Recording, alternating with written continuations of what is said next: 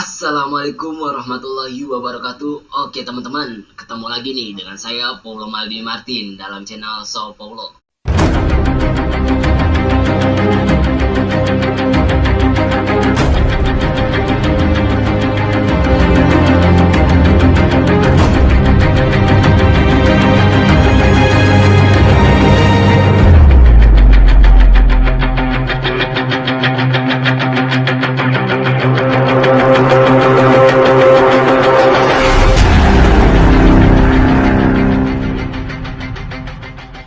Oke teman-teman, jadi di video kali ini kita akan membahas sesuatu kisah atau misteri yang sering terdengar di kuping masyarakat Indonesia, khususnya Pulau Jawa, yaitu adanya larangan pernikahan antara suku Sunda dan suku Jawa.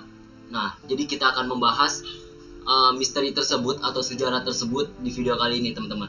Tapi sebelum kita bahas video tersebut, marilah kita dukung sama-sama channel ini agar berkembang lebih baik lagi, maju lagi dengan cara subscribe, like, comment, and share video kali ini ke teman-teman kalian supaya teman-teman kalian juga tahu teman-teman kalau misalkan ada cerita atau sejarahnya pernikahan Jawa dan Sunda itu dilarang.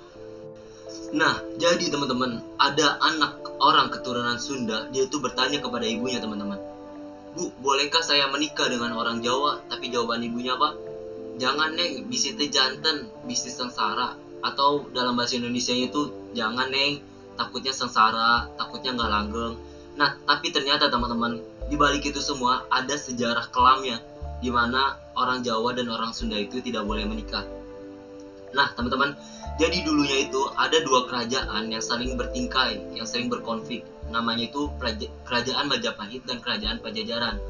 Kerajaan Majapahit dari Jawa dan Kerajaan Pajajaran dari Sunda. Nah, kedua kerajaan ini selalu terlibat perang, konflik demi memperebutkan wilayah atau semacamnya. Dan perang ini dikenal sebagai Perang Bubat.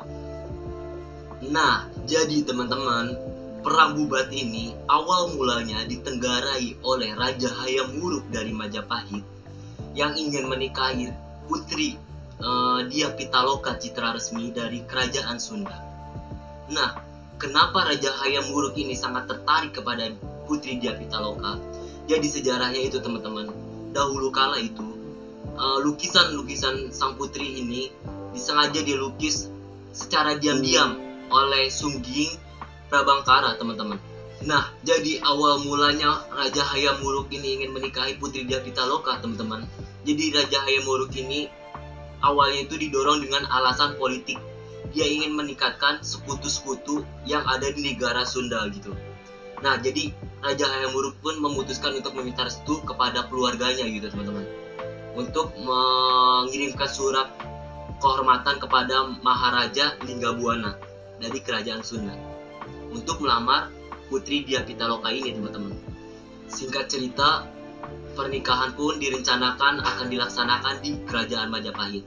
Lalu Maharaja serta rombongan atau pasukannya ini teman-teman pergi ke Majapahit dan ditempatkan di Pesanggarahan Bubat. Mungkin Pesanggarahan Bubat ini teman-teman yang menjadi awal cerita kenapa disebut Perang Bubat. Nah teman-teman, jadi sebelum kita masuk cerita selanjutnya, jadi dulunya itu Kerajaan Majapahit itu kan sudah menguasai nih, maksudnya sudah melebar wilayahnya kemana-mana teman-teman. Tapi Kerajaan Sunda ini nih yang sulit untuk ditaklukkan oleh Kerajaan Majapahit, seperti itu teman-teman. Makanya Raja Hayam Wuruk ini berniat ingin menikahi putri Dia Pitaloka ini dengan alasan politik, begitu teman-teman. Raja Sunda pun datang ke Bubat bersama permaisuri dan putri Dia Pitaloka beserta sedikit pasukannya teman-teman ke Bubat tersebut teman-teman, atau ke Majapahit.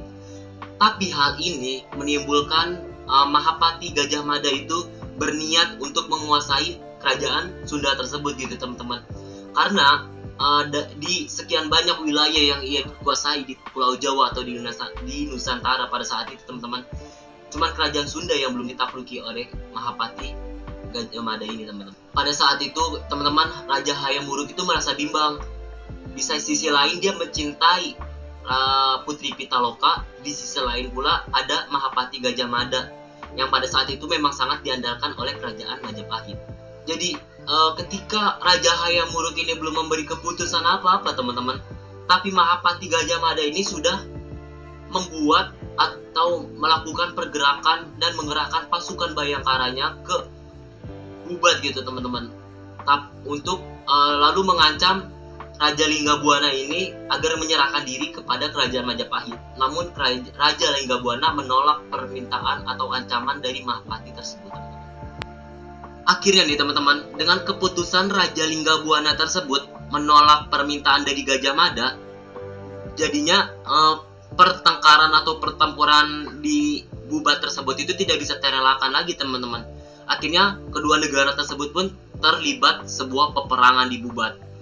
Namun karena pasukan Raja Linggabuana ini terbatas gitu teman-teman, tidak banyak gitu, sedangkan pasukan Gajah Mada yang begitu besar, akhirnya Raja Linggabuana dan segenap keluarga atau menteri-menterinya pun tewas dalam peperangan tersebut. Sedangkan Putri Dia Pitalokanya pun melakukan bela pati teman-teman, atau bunuh diri.